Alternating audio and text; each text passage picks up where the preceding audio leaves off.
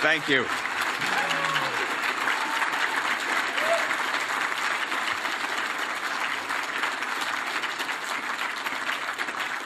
Thank you very much. Thank you very much, Canada Strong and Free. Thank you very much, Veso Sobat. I met Veso 20 years ago, and I said, Ves, I want to get into politics and run for office. I need your advice. And he sat me down in his office, and on the wall there was a big fish that he'd caught. And he pointed up to it, and he said, Pierre, you see that fish up there? If he kept his mouth shut, he'd still be alive. I never listened to his advice. Probably would have gotten a little less trouble over the years if I had, but you know what? Making noise is part of the job on Parliament Hill. And one person who made a lot of noise and did a lot of good was the great Preston Manning. Thank you very much for your role as statesman to our movement, Preston.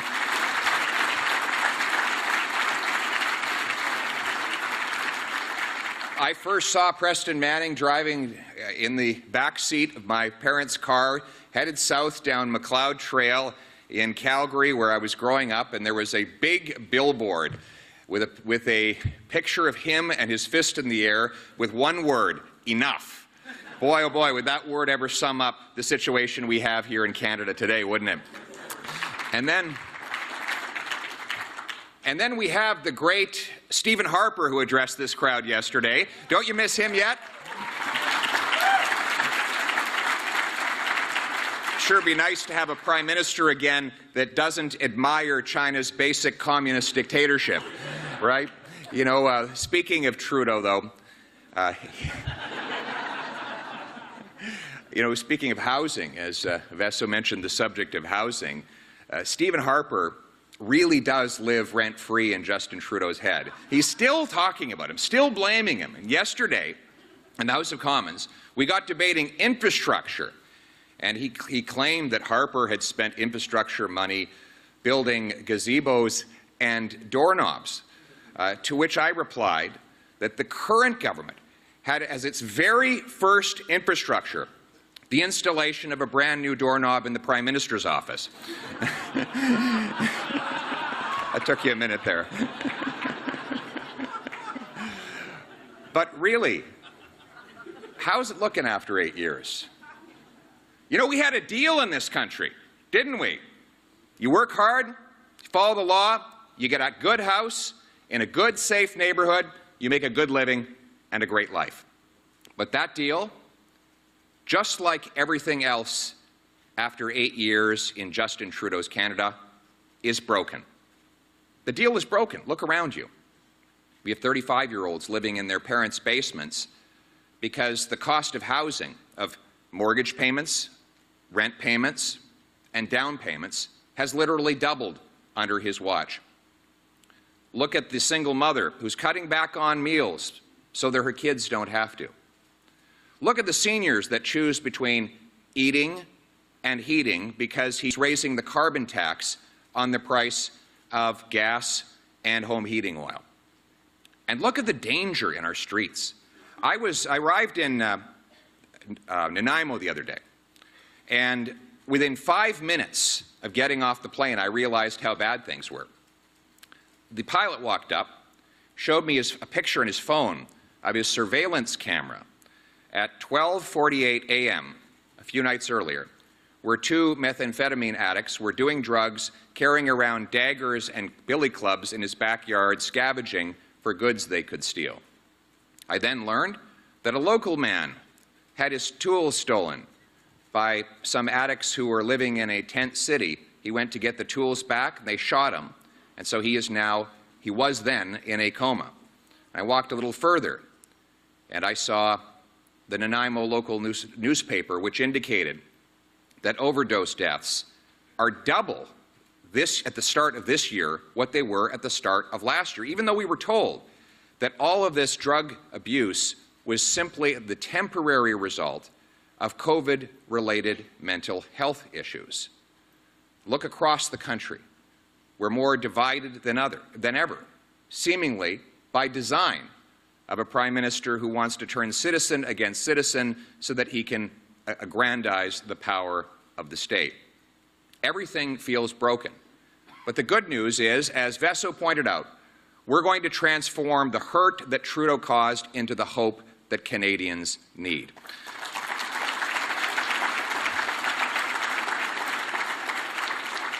And we're going to do it by getting back to the common sense of the common people across this country who carry the nation on their back, the quiet ones, the ones who say little but do much, the people who never show up at protests, don't have money for lobbyists, and have very little influence in political Ottawa. Those people are forgotten and often on the sidelines. But more and more I see them rising up because they feel like they're losing control of their lives. They're rising up because they want to take back control of their lives, and they want to join with us in making Canada the freest nation on earth, and that is my purpose in running for Prime Minister.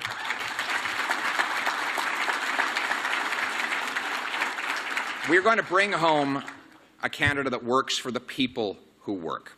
We're going to bring home lower prices by getting rid of the inflationary deficits and taxes that have caused it in the first place. Let's remember how we got here. Back in 2020 and 2021, the government started a massive policy of printing cash. They increased the money supply by $400 billion. That is a 20% increase in the amount of cash in circulation in the economy.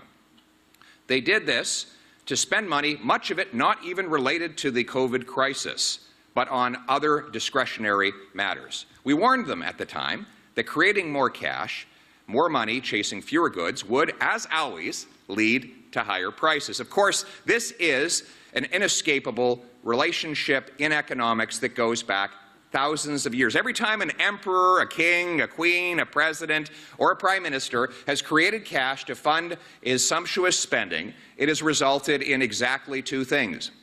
The rich get much richer because the things they own increase in value, and the poor and the working class get much worse off. Why?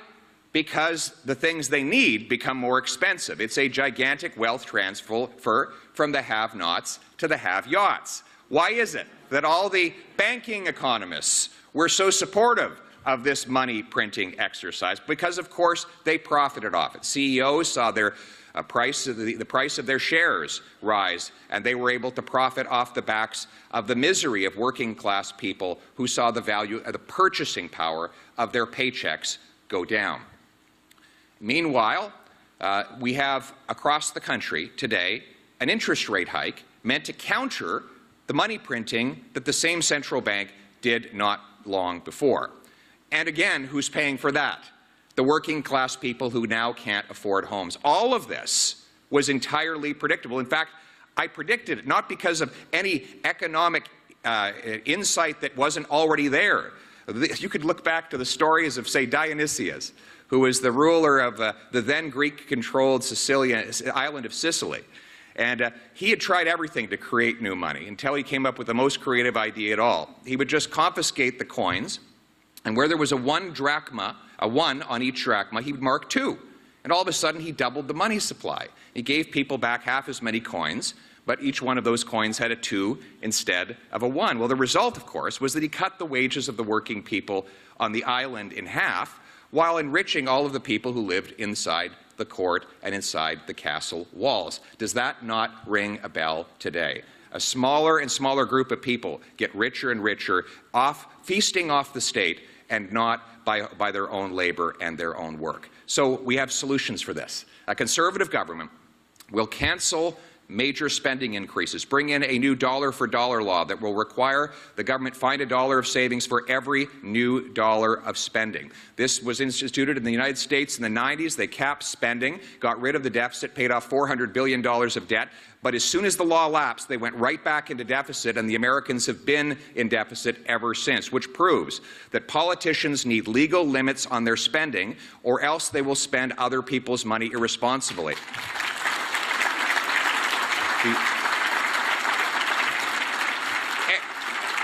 Every creature in the universe must live by scarcity, with the fish in the seas, the birds in the trees, every creature except the politician, who can just push scarcity onto everyone else through more inflation, through more debt, and through more taxes. A legal limit that caps spending We'll ensure that we cut out waste, that we make the same either-or transactions that everyday single moms and small business people have to make. The people of Canada have been pinching their pennies long enough. It's time that politicians started pinching their pennies too.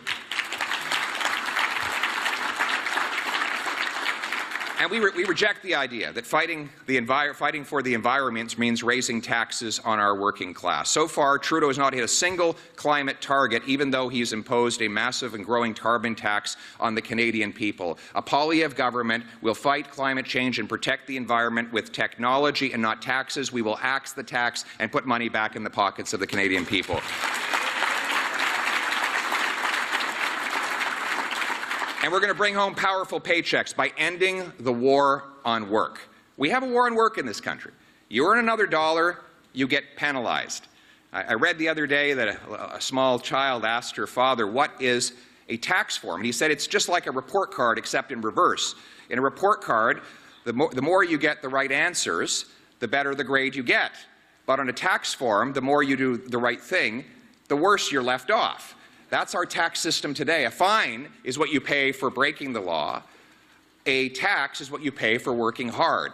A $60,000 a year worker with 3 kids who earns another dollar today loses 80 cents in that dollar because of clawbacks, payroll taxes, income taxes, and a whole assortment of other paycheck penalties. You want to understand why we have a labor shortage? Well, if you tax labor, you get less labor. You punish people for working, you get less work. So a Poilievre government will do a massive overhaul of our tax and clawback system to ensure that it always pays to work. We're going to bring home more powerful paychecks by rewarding the hard work of the Canadian people.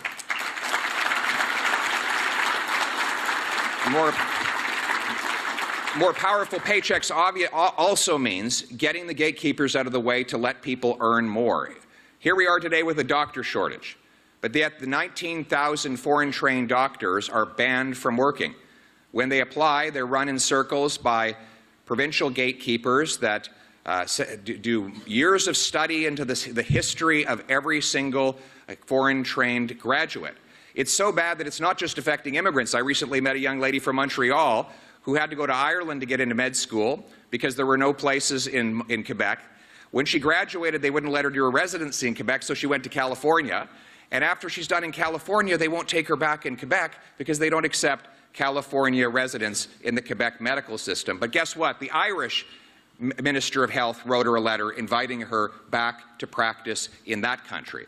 This is ridiculous gatekeeping, and it boils my blood to sit in hospital waiting rooms with my daughter who has a migraine headache because we have a doctor shortage when we have all of these brilliant immigrants and Canadian-born, foreign-trained doctors who could prove their competency if they were given a chance to challenge an exam. And that's why Conservatives will work with the provinces to build in the professions what already exists in the trades, which is a blue seal test so that young doctors can prove their competency based on merit, not based on where they come from, that we can get the gatekeepers out of the way and allow for more powerful inflation-proof paychecks and more doctors and nurses in our system.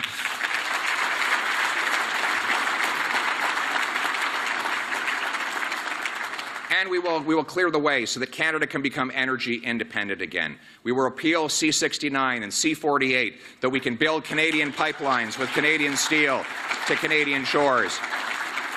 No longer will we accept the idea of bringing in foreign resources produced by dirty dictators that don't meet our standards. We will clear the way and stand behind the hardworking men and women in the cleanest and most responsible oil and gas and energy sector anywhere on planet Earth. We will get the gatekeepers out of the way to bring back our resources and our paychecks to this country.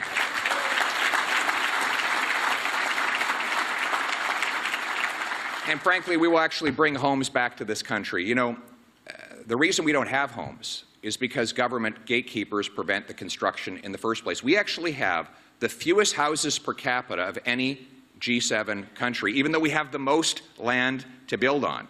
We are actually building houses slower than we were 8 years ago, and we have fewer houses per capita than when Justin Trudeau took office because home building has not kept up with population growth.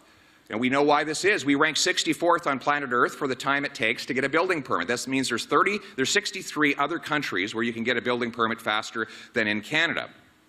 Meanwhile, in Vancouver, it costs $650,000 in red tape alone for every unit of housing. Once again, this protects the privileged. If they already have a mansion, it goes up in value by scarcity.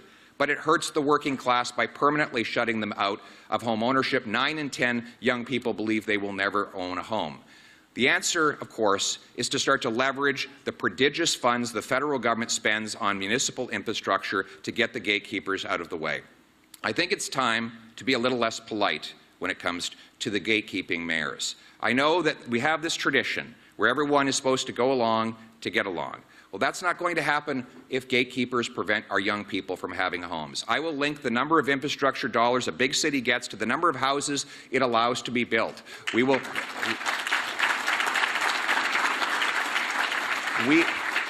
bring in real fines by clawing back federal infrastructure money to those cities that block construction and boosting those funds to cities that get out of the way and let builders build. We're going to require every single federally funded transit station to have high-density apartments around it so that our young people can live right next to the bus or the train. And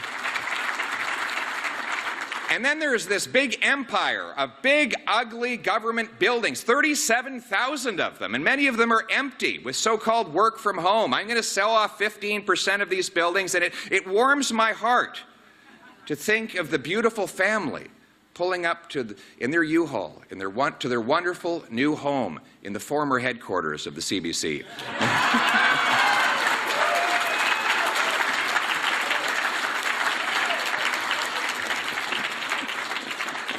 Are they here today, Jamil?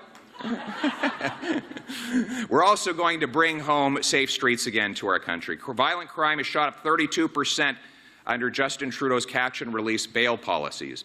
Now, we all believe that if a young person makes a small mistake in their youth, they should get a second chance. But what he has done is brought in a system that allows criminals who've committed literally 60 and 70 serious violent offenses to get bail the same day they are newly arrested. And so in Vancouver right now, the mayors of BC have reported this. The same 40 offenders were arrested 6,000 times in 1 year. That's 150 arrests per offender per year. We wonder why crime is raging out of control in that part of the country. You know, and it's not that much better here. Just the other day, there was a holdup. A robber came up to a man, pulled a gun at another man and said, "Give me all your money." The man said, "Do you know who I am?" And the robber said, "No." The man said, "I'm Justin Trudeau." The robber said, "In that case, give me all my money."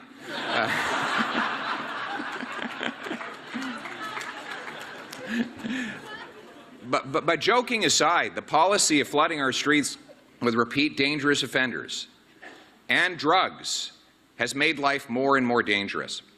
Taxpayer-funded so-called safe supply has led to more addiction, not less, the exact opposite of what we were promised.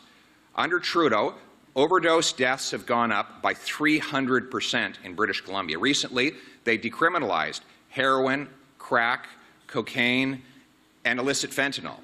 And the problem gets worse and worse and worse. What we actually have is a misery industry. Every time you speak out against it, there's all of these experts that jump in front of media cameras saying that they've proven that these policies work. And every year, it gets worse and worse and worse. But these agencies and interest groups collect bigger and bigger checks from the government to perpetuate the misery that they helped create in the first place. You know, in Vancouver now, what's happening is that the user is taking the taxpayer-funded hydromorphine, they're ripping off the labels and selling it to kids and using the profits to buy more powerful fentanyl. Those kids then find the hydromorphine is not strong enough, so then they graduate up to heroin, and when that's no longer strong enough, they graduate up to fentanyl. That is the very real tragedy that is unfolding, and we know how it all started. Powerful drug companies lied through their teeth to trick the medical system, the doctors, the nurses, the pharmacists, and the drug approval agencies into approving these drugs, not just for occasional use, but for any ache or pain. McKinsey wrote a business plan calling for the supercharging of the sales and actually recommending that there be bonuses for the number of overdoses that a distributor could cause. These corporate dirtbags knew exactly what they were doing. The American government and the states have actually sued them and recovered billions and billions of dollars to pay for recovery and treatment. A Poilievre government will launch a massive $45 billion lawsuit to make Big Pharma pay for the full cost of recovery and treatment so that we can help rescue our brothers and sisters from the scourge of addiction.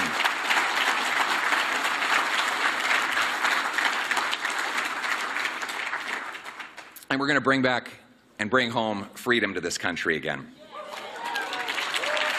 And I can't think of a better place to talk about that than at an event held by Jamil Javani, who has courageously stood up against Woke Inc., right? He apparently expresses viewpoints that the corporate establishment does not think is appropriate for someone like him. They had a whole series of politically correct ideas that he was expected to regurgitate on the airwaves. He said, no, I'm going to stand up for my own values, the values for which I stand and with which I was raised. That built him big audiences and success with his listeners, but it made the corporate elite very unhappy and probably out of favor with the regulators that they so desperately want to impress. This is Woke Inc.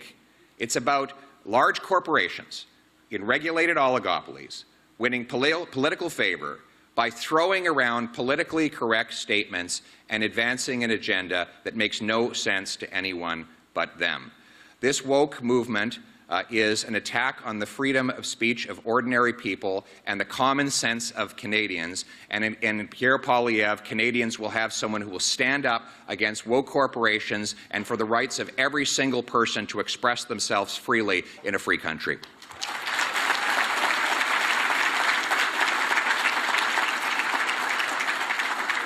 And nowhere is that more urgently needed than when it comes to Bill C-11, a bill that would give the CRTC the ability to manipulate the algorithms that determine what shows up in your news feed. Now, they claim that this is simply to promote Canadian content, although they have yet to tell us what Canadian content actually is. To me, Canadian content is anything that is posted online by a Canadian.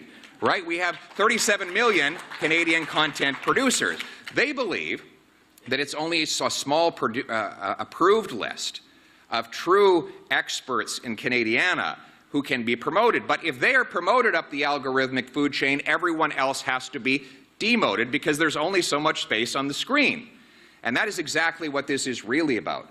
It's about taking the Broadcasting Act and applying it to the entire Internet. It's about having a small group of unnamed bureaucrats telling Canadians what they can see and say online. We have the same problem on our university campuses, and now increasingly even in our professional bodies. We saw how they forced Jordan Peterson to hold on to his integrity by leaving the University of Toronto so that he wouldn't have to bend his knee before the censors there. And now they're trying to take away his license to practice as a psychologist, even though he's probably one of the most renowned psychologists anywhere in the world, simply because he will not, because he retweeted me, actually. Actually, one of the reasons they cited when they threatened to take away his license. Don't worry, though. They've allowed him to go in for retraining. Sponge his mind of all of these unacceptable thoughts. Here's my suggestion to them. If you don't like Jordan Peterson's views, try debating him. Good luck with that. Right?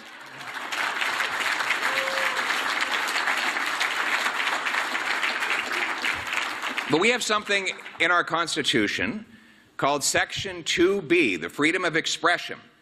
To be or not to be? That is the question. My answer is that a Poilievre government will not only repeal the censorship law C-11, but we will require every university that gets federal funds to commit itself to honoring the freedom of expression that we are guaranteed in our Charter of Rights.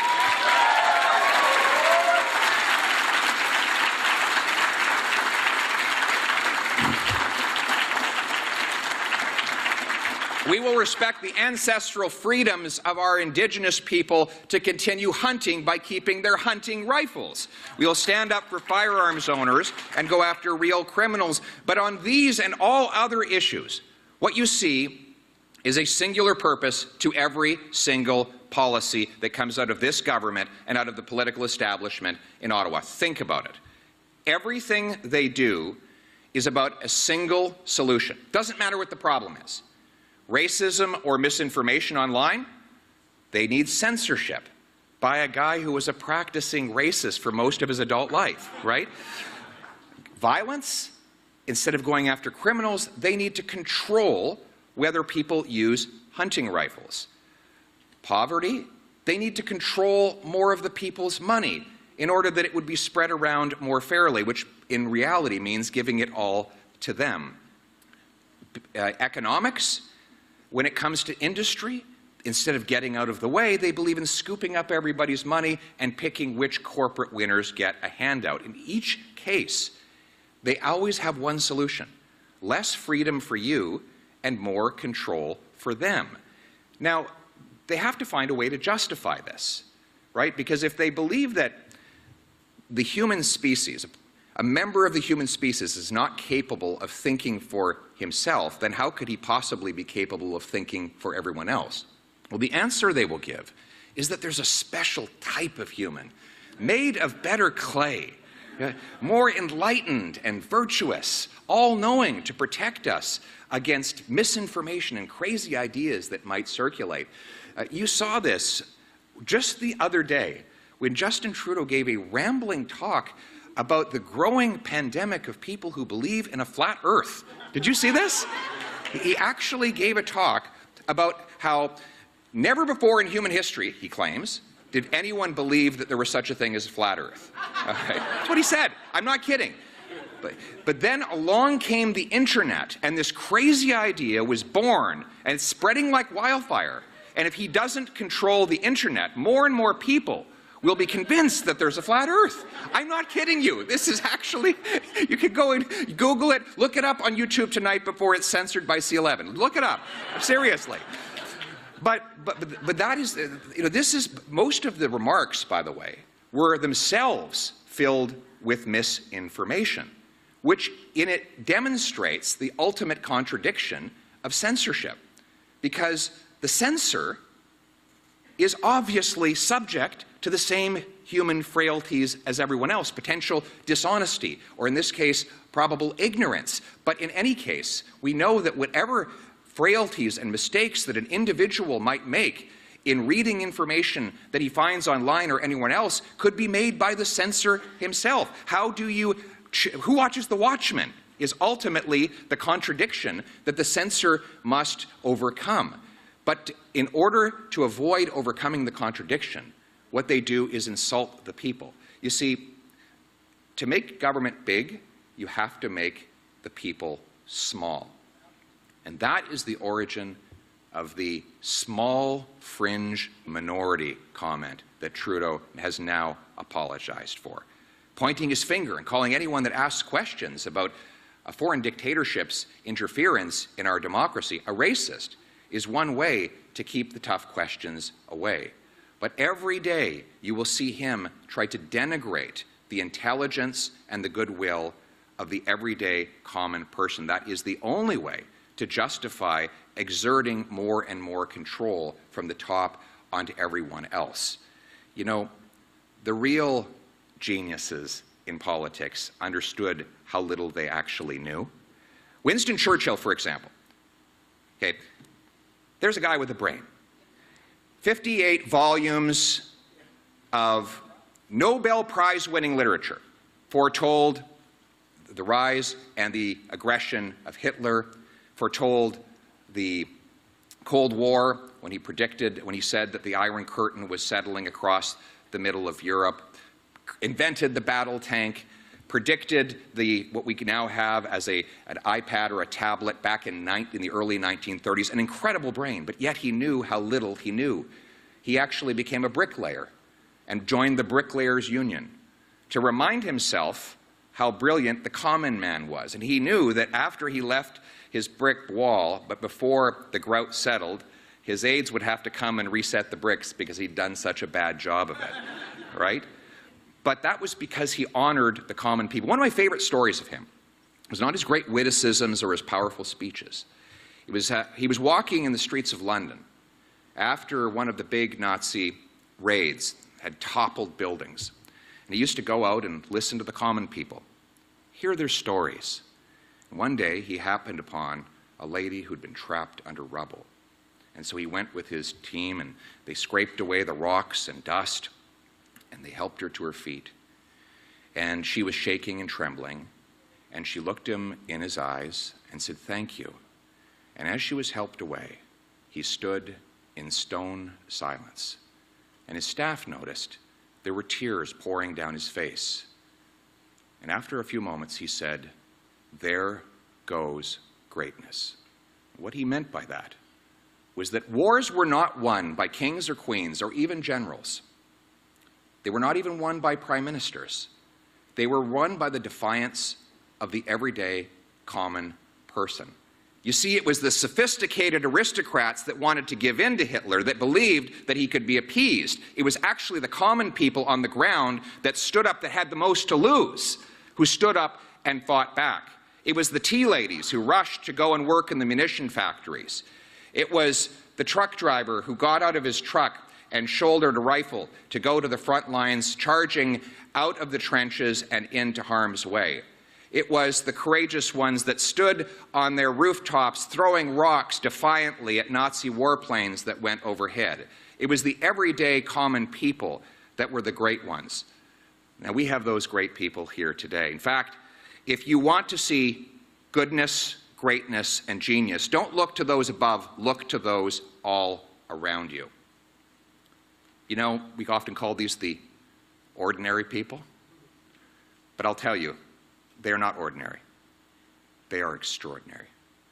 The single mother, the single mom that I meet who works on her feet all day, comes home, teaches her kids math, and balances her family budget on a minimum wage salary. She is not ordinary. She is extraordinary.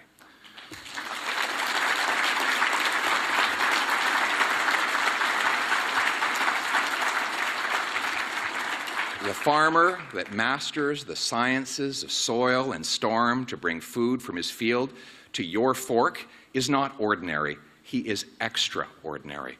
The electrician who captures lightning, runs it through a copper wire to light up your home, tames the most fierce force in nature to make us all comfortable and happy and illuminate this room. He is not ordinary.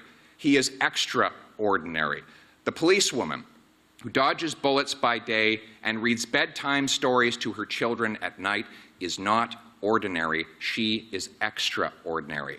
These people are meant to be masters in their own homes, even though they're not famous. When they die, there are no headlines in the newspapers.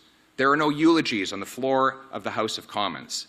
But when they walk through Heaven's Gate, the trumpets sound for them, because God knows that they carried their families, their neighbors, and their nation on their shoulders. And a quiet murmur goes out from the hosts of heaven. There goes greatness. Our jobs, my friend,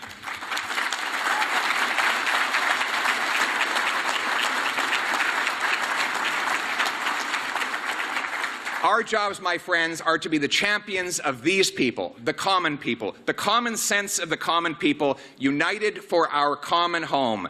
Canada, your home, my home, our home. Let's bring it home. Thank you very much. Thank you.